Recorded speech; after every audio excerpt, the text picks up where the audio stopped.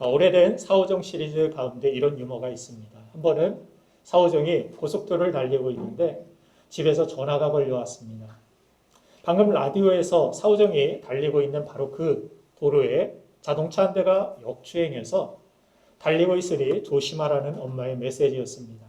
그런데 사오정이 말하기를, 엄마, 그런데 역주행하는 차가 한 대가 아니야. 차들이 전부 다 내 앞으로 달려오고 있어.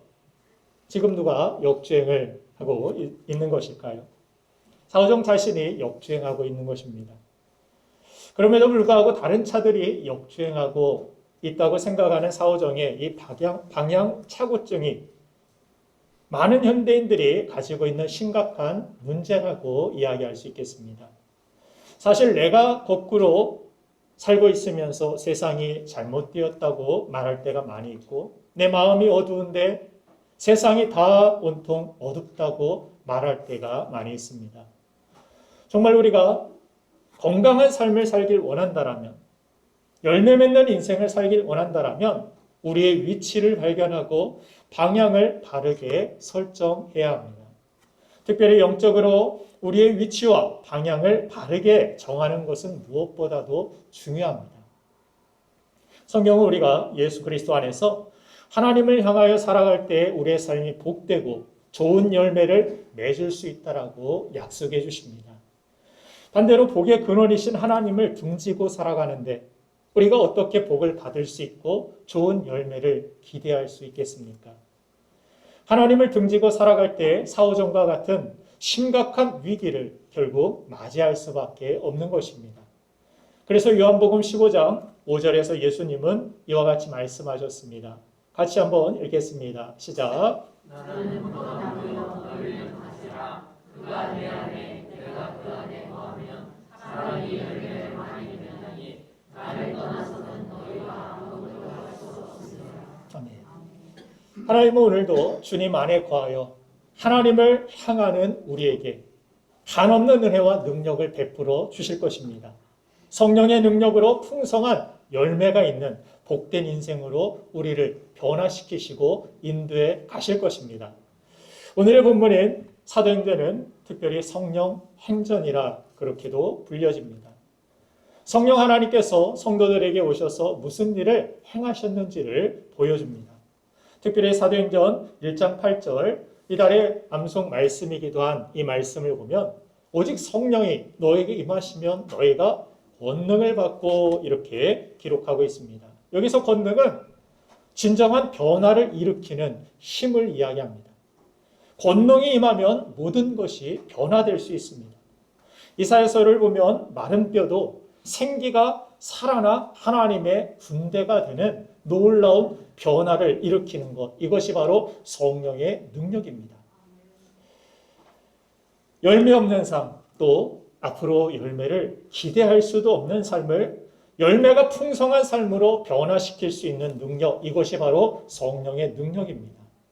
그리고 이 변화는 역사의 물줄기를 바꾸고 또 여러 기적을 나타내는 강력하고 눈에 보이는 변화에서부터 우리의 일상의 소소한 영역에서 실제적으로 우리 자신을 변화시키고 우리의 가정을 변화시키고 우리가 살아가는 삶의 모든 터전을 세세하게 변화시키는 능력이 되기도 합니다. 많은 사람들이 성령의 권능을 너무 큰 의미로만 생각을 해서 실생활에서 구체적으로 우리를 변화시키시는 성령님의 세미한 음성에는 소홀하게 여기고 지나쳐버리고 살 때가 많습니다. 여러분들, 원자핵은 에너지를 일순간에 전부 발생시키면 폭탄이 되기도 합니다. 그러나 이 에너지를 작은 힘으로 나눠서 발생시키면 실생활에 유일한, 유용한 원자력이 되어서 우리를 유익하게 만드는 것을 봅니다. 이처럼 성령님은 우리에게 폭발적인 능력을 주시기도 하시지만 삶의 구체적인 영역에서 승리할 수 있도록 때로 내 마음이 지치고 외로울 때 삶의 소소한 어떤 문제로 인하여 갈등하게 될 때 우리의 삶의 그 모든 세세한 부분들 가운데서도 우리를 도우시고 우리를 세우시고 새롭게 변화시키시는 하나님의 놀라우신 능력, 이것이 성령의 권능이라는 사실을 우리는 알아야 할 것입니다. 그래서 우리의 삶의 실제적인 힘과 능력, 이것을 공급해 주시는 분이 우리를 곁에서 우리를 도우시는 성령님이시라고 주님은 우리에게 말씀하셨고, 성령을 그래서 우리가 받아야 된다라고 말씀하시며, 나의 힘으로 신앙생활 하는 것이 아니라, 나의 능력으로 세상을 살아갈 것이 아니라 위로부터 오는 성령의 이 권능으로 우리가 참된 제자의 삶, 참된 그리스도인의 삶, 주님 안에서 참된 열매가 풍성한 인생을 살아갈 수 있다라고 말씀해 주신 것입니다. 여러분들, 성령의 능력이 임하면 안 된다고 포기했던 그러한 일들도 잘 되어지는 역사가 있을 줄로 믿습니다. 성령의 능력이 임하면 여러분의 가족들이 실제적으로 아름답게 하나님이 기뻐하시는 모습으로 변화될 수 있는 줄로 믿습니다. 성령의 능력이 임하면 우리 교회가 변화되고 부흥되고 하나님의 영광과 하나님의 나라를 확장하는 데 귀하게 쓰임받게 될 줄로 믿습니다. 오늘 예배하는 우리에게 성령의 이 거룩한 변화의 능력이 일어나게 되기를 주님의 이름으로 축복합니다. 더 이상 역주행하는 열매 없는 인생이 아니라 하나님께로 돌이켜 하나님을 향하여 복을 받고 성령의 열매가 풍성하여 하나님께 영광 돌리는 여러분 모두가 되기를 간절히 소망합니다. 그러면 성령 하나님께서 우리 삶에 열매 맺게 하시기 위하여서 어떤 일을 하시는지 오늘 본문을 통하여 구체적으로 두 가지 살펴보길 원하는데, 삶에서 실제적인 열매를 맺으려면 반드시 필요한 두 가지가 있습니다. 그 첫 번째가 바로 성령의 권능을 받으면 하나님과 함께 생각하게 되는 것입니다. 로마서 12장 2절 말씀을 보면 이런 말씀이 있죠. 같이 한번 읽겠습니다. 시작. 너희는 지체를 공하지 말고 오직 마음을 새롭게 함으로 변화를 받아 하나님의 선하시고 기뻐하시고 온전하신 뜻이 무엇인지 분별하도록 하라. 아멘. 특별히 성령께서 우리 마음과 생각을 지키신다라는 말씀을 성경은 우리에게 가르쳐 주시면서 이 세대를 본받지 말고 마음을 새롭게 함으로 변화를 받으라. 그러나 내가 마음 먹은 대로 내가 살아가지 못하는 것을 우리 자신이 스스로 느낄 때가 많이 있습니다. 오늘 예배 때의 마음은 그렇게 살고 싶었는데 또 세상에 나아가면 우리 마음이 금세 달라지고 지켜지지 못하고 무너져 내릴 때가 얼마나 많이 있습니까?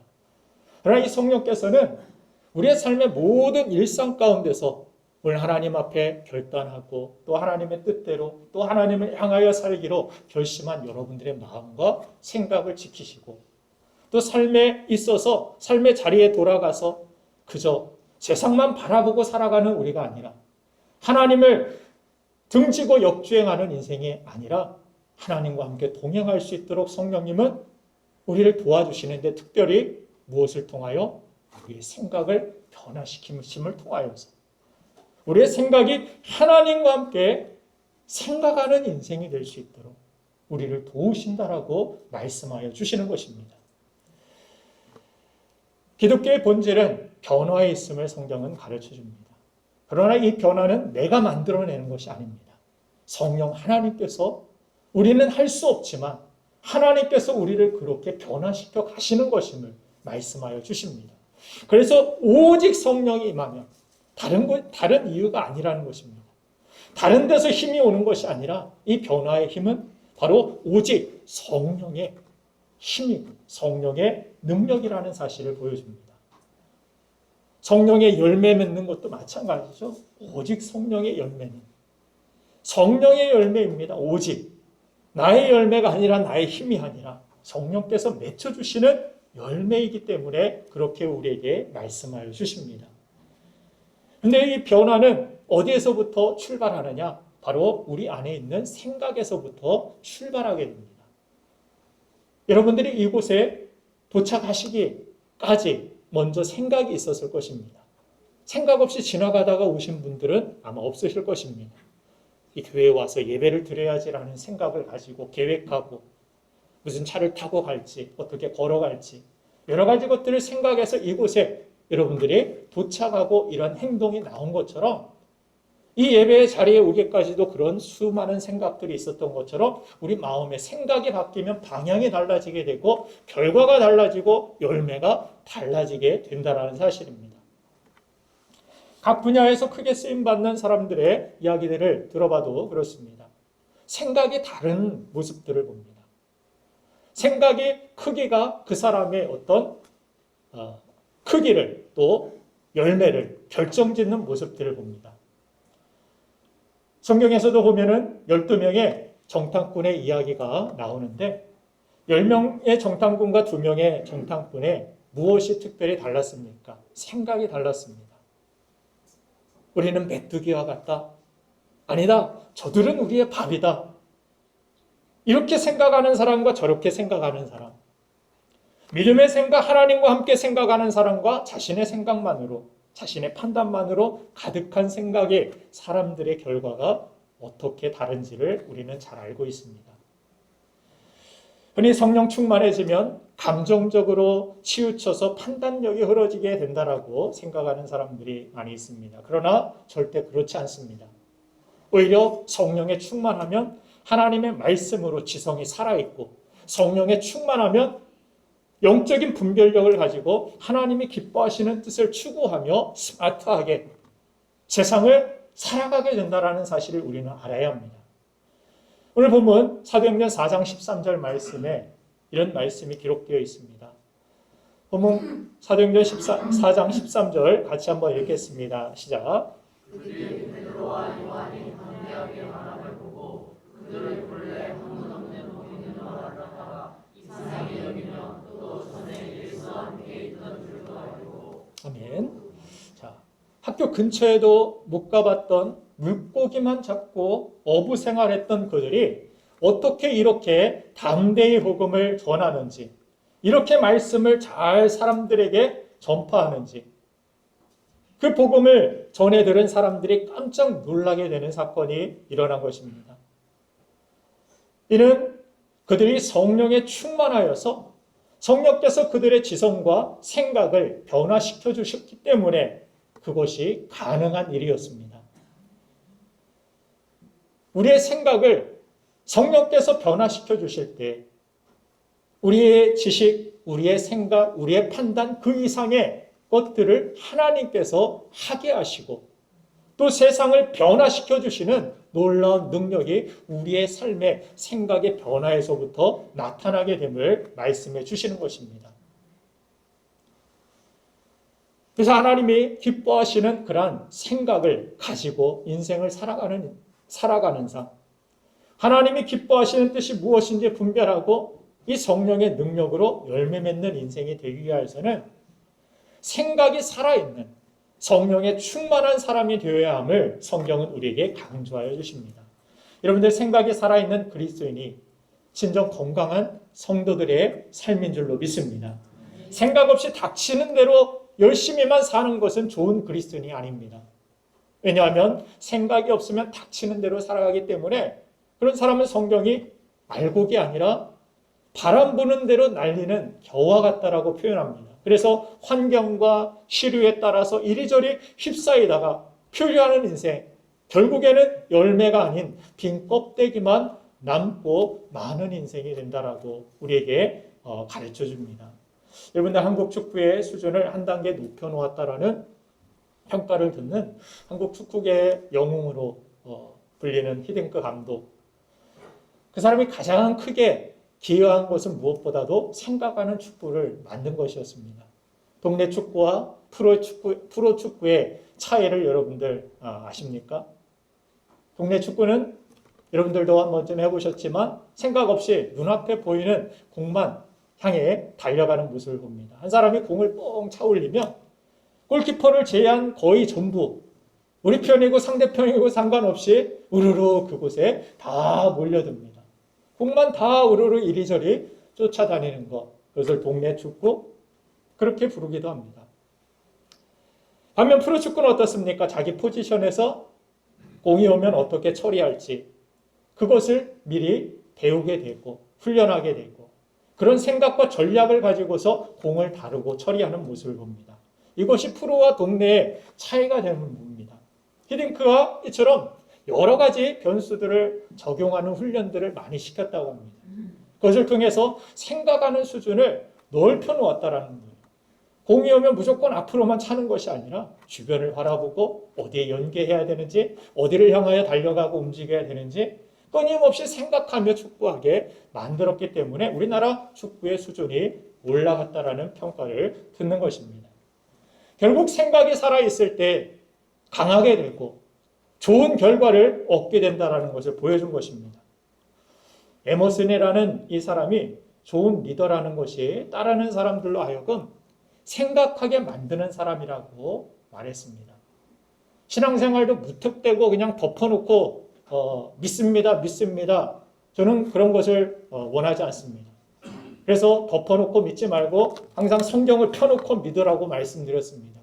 그렇죠? 하나님의 뜻이 무엇인지를 생각하고 바라보고 내 생각과 무엇이 다른지 그 갈등 안에서 하나님 앞에 또 기도하고 성령의 다스림과 인도하심을 구하며 날마다 하나님의 말씀으로 빚어가는 그런 인생이 되기를 여러분들에게 말씀을 드립니다. 자, 가장 좋으신 리더이신 우리 인생의 리더이신 성령님은 우리 그리스도인들로 하여금 그래서 생각하게 만드십니다. 무엇을 위하여 내가 살아갈지, 내가 어떻게 무엇을 향하여서 달려갈지 이것을 끊임없이 생각하게 만드시는 영, 그것이 성령 하나님이신 것입니다.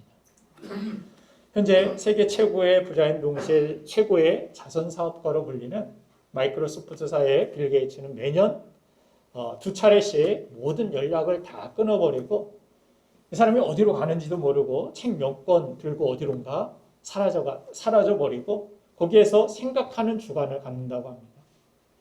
그런 생각 끝에 나온 것이 자신과 또 부인의 이름을 딴 빌 앤 멀린다 게이츠 재단이었다고 합니다.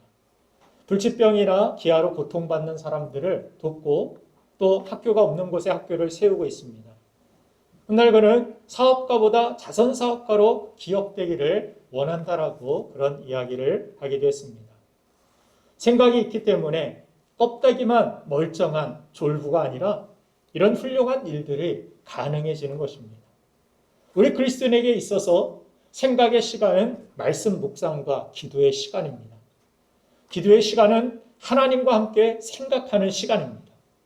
기도하며 생각하는 중에 마음에 쉼을 얻고 또 삶의 의미를 찾고 방향을 찾아가는 것입니다.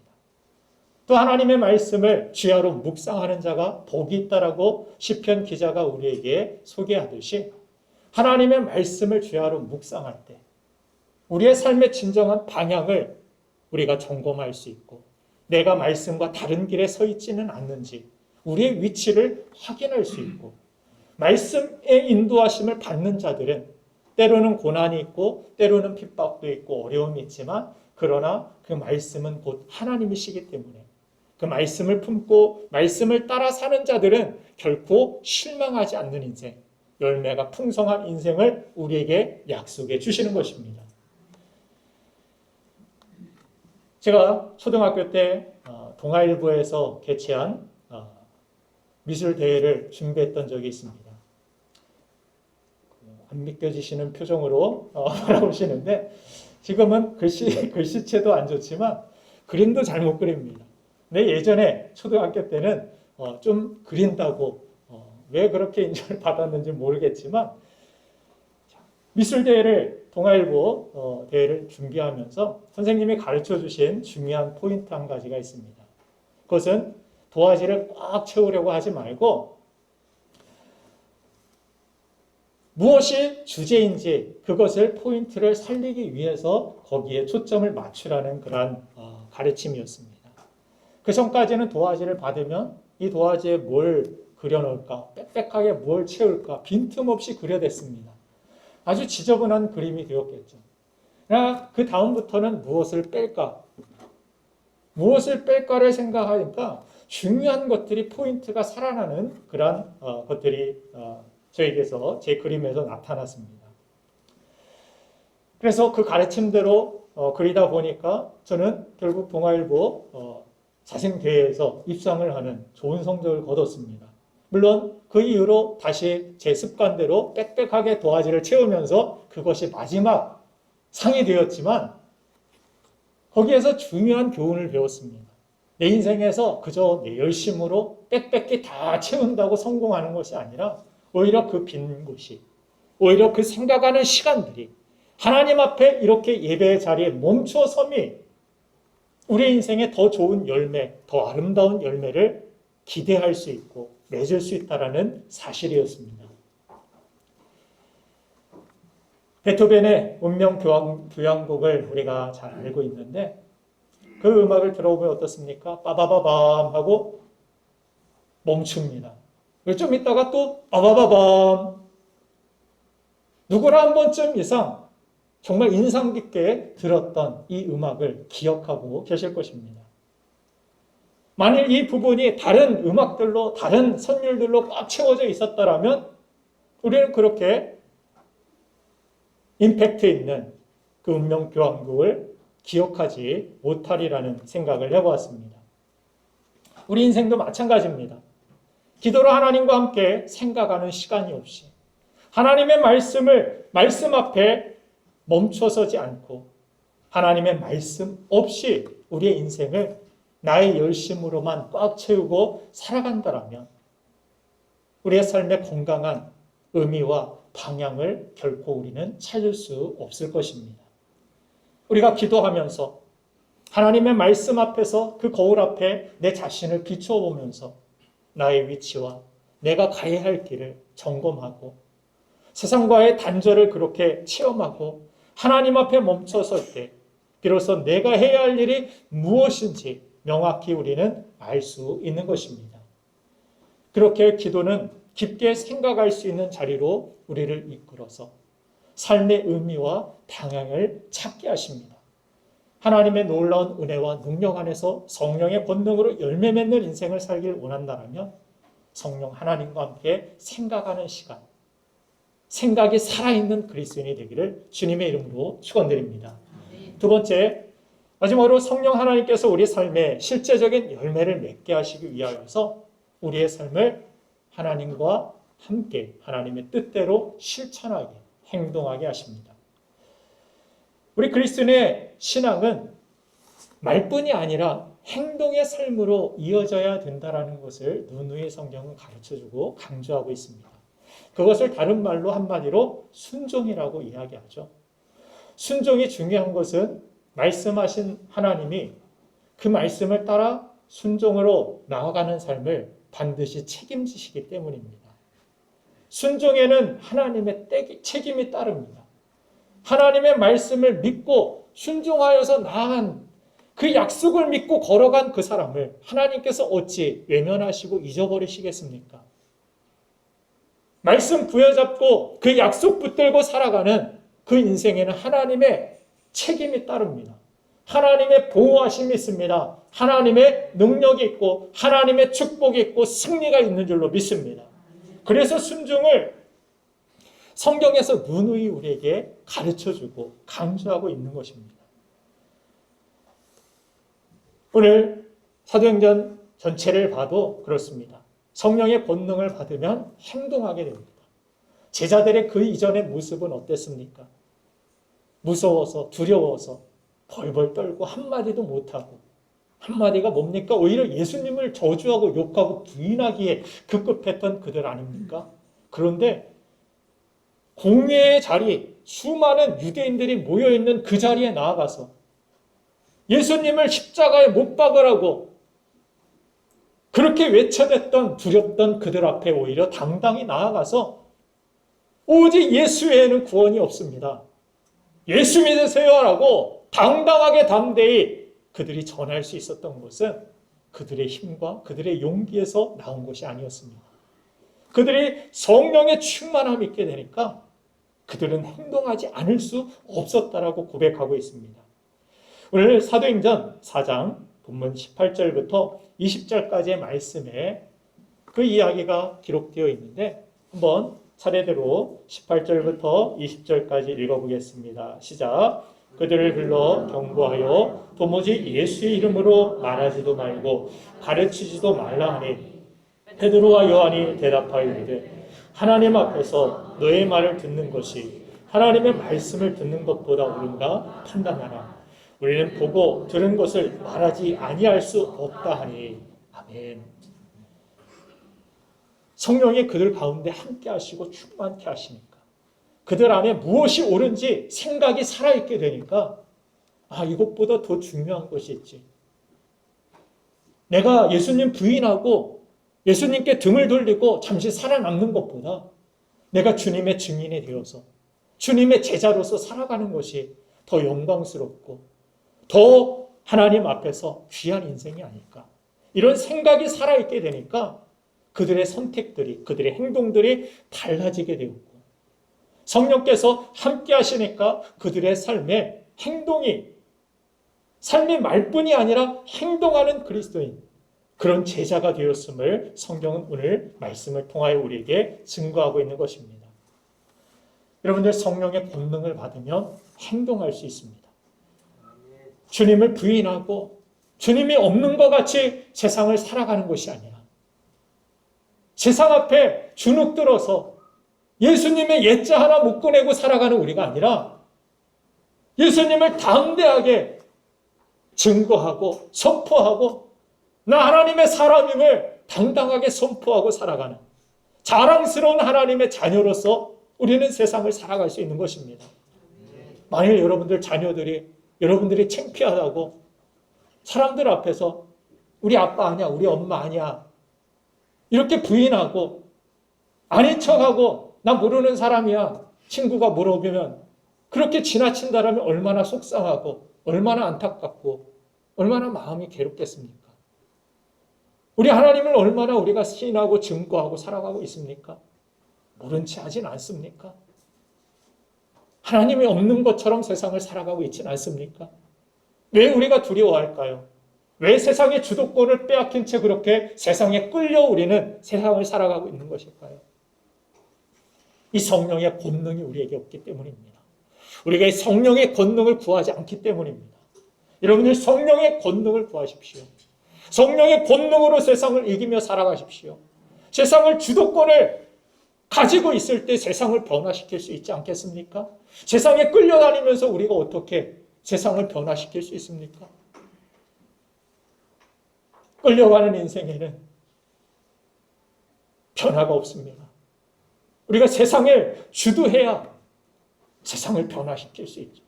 그러기 위해서는 우리 능력으로는 할 수 없습니다. 우리 작은 간으로는 그 두려움과 세상의 압박감을 우리는 이겨낼 수 없습니다. 제자들이 그랬음을 우리가 보지 않았습니까? 그러나 이제는 그 자리가 아니라 성령의 권능으로 행동하는 믿음의 자리로 우리는 나아갈 수 있어야 합니다. 생각을 점검한 후에도 삶의 열매가 우리가 없다라면 행동이 적은 이유가 아닌지 우리가 생각해보고 그 이유가 성령의 권능을 우리가 구하지 않고 성령에 충만하지 못하기 때문임을 우리는 알아야 하는 것입니다.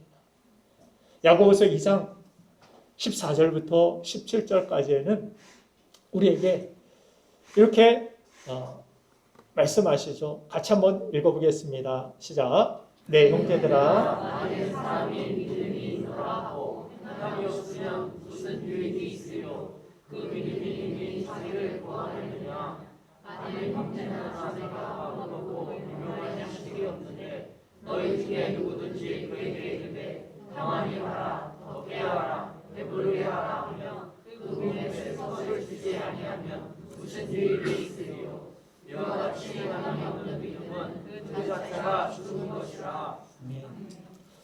행함으로는 구원을 받을 수 없지만 그러나 진정한 믿음이 있다면 행함으로 우리가 그 믿음이 증명되는 삶이 필요함을 이야기합니다. 내 생각으로 내 하나님의 말씀에 대한 동의로서 우리의 믿음이 그쳐서는 안 된다라는 것을 가르쳐 주는 것입니다. 우리는 많은 부분 좋은 말씀들을 유튜브나 TV 방송을 통하여서나 이렇게 설교 시간에 우리는 하나님의 말씀을 많이 듣고 배웁니다. 그러면 신앙생활을 오래 하면서 흔히 우리가 그렇게 착각하기 쉽습니다. 난 하나님 말씀을 많이 알고 많이 듣고 있으니까, 좋은 말씀을 많이 알고 있어. 그러면 내가 좋은 신앙생활을 하는 사람인 것처럼 착각이 될 때가 있다는 것입니다. 하나님이 정말 찾으시고 원하시는 사람들은 말씀을 많이만 알고, 그래 이 말씀은 맞아, 그래 이 말씀은 틀린 것 같아 판단하는 사람, 이런 바리새인들이 아니었습니다.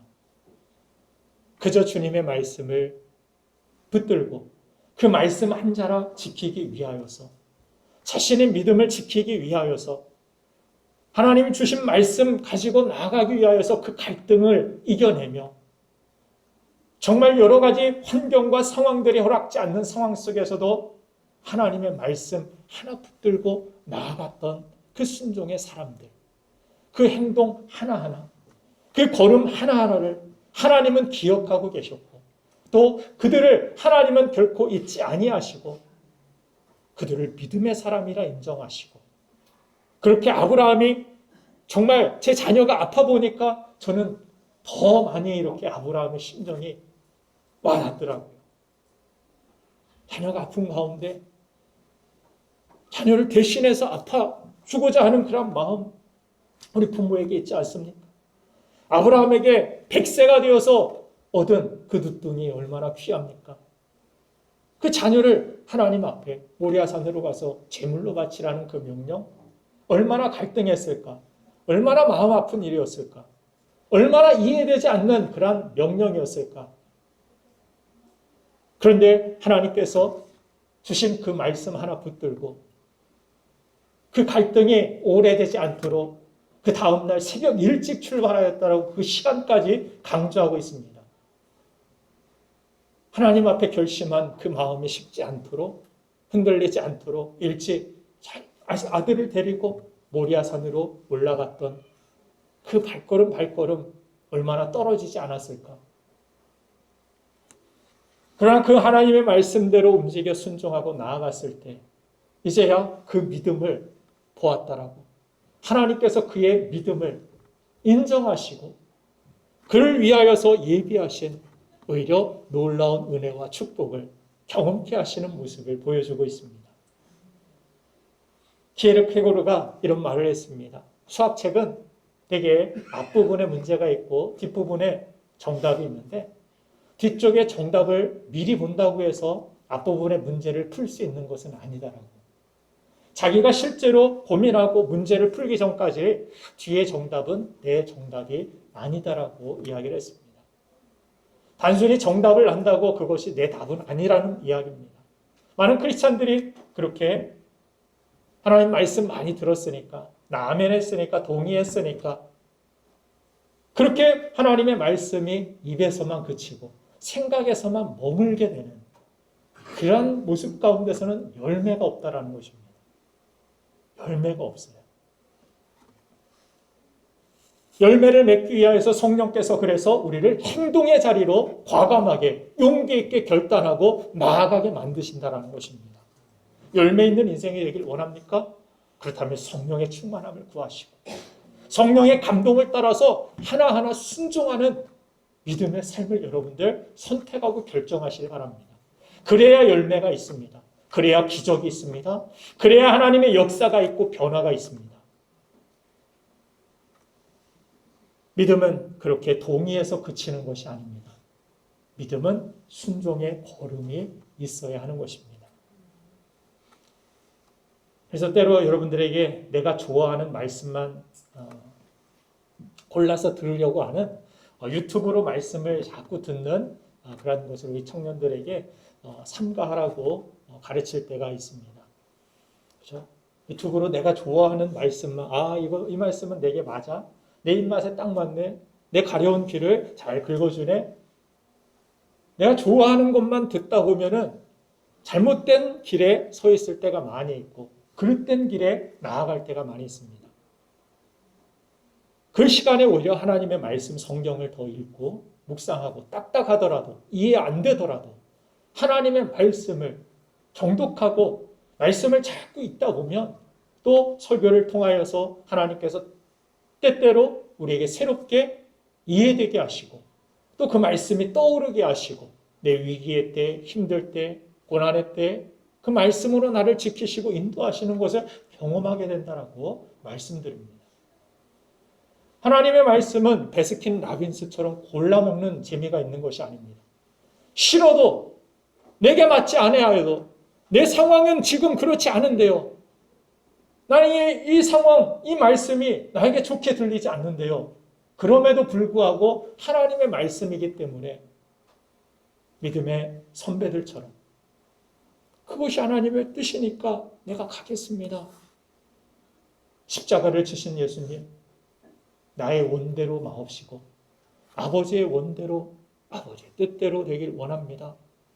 십자가 지는 예수님은 오히려 조롱하고 저주하고 욕한 그들이었지만 예수께서는 내가 원하는, 내가 좋아하는 대로 골라서 살아가는 것이 아니라 아버지의 뜻이 있기 때문에 그 뜻대로 순종하여 십자가의 자리에 나아가셨고 그 십자가에서 하나님의 뜻이 온전히 이루어졌고 하나님의 구원의 역사와 하나님의 놀라운 은혜가 임하여서 죽음으로 십자가로 끝난 것이 아니라 그 이후에 부활의 승리가 있었고 영광이 주어지게 된 줄로 믿습니다. 우리 인생도 마찬가지입니다. 열매는 하루아침에 맺히는 것이 아닙니다. 믿음의 걸음들이 쌓이고 걸어갈 때 그 길 끝에서 하나님께서 성령께서 맺혀주시는 아름답고 복된 열매가 기다리고 있는 줄로 믿습니다. 여러분들 힘들고 때로 어렵고 때로 고독하고 때로 용기가 나지 않을 때가 있을 것입니다. 그때 잠잠히 주님의 도우심, 성령님의 인도하심을 구하세요. 성령께서 여러분들 곁에서 도와주시기 위하여 보혜사라는 이름을 가지고 여러분들 곁에 서서 도와주시는 분. 여러분들은 홀로 이 세상 또 홀로 믿음 생활을 해서는 안 되고 그렇게 살아가셔는 안 됩니다. 성령님께서 함께 하셔서 성령께서 맺혀주시는 인생, 성령께서 도와주시는 인생, 그 인생이야말로 이 세상 누구보다도 강한 인생, 누구보다도 풍성한 열매를 맺는 거룩한 인생이 될 줄로 믿습니다. 한 걸음 한 걸음 주시는 말씀대로 성령의 인도하심에 순종하여 성도의 삶에 하나님이 기대하시고 기뻐하시는 열매로 가득한 인생이 되기를 주님의 이름으로 축원드립니다.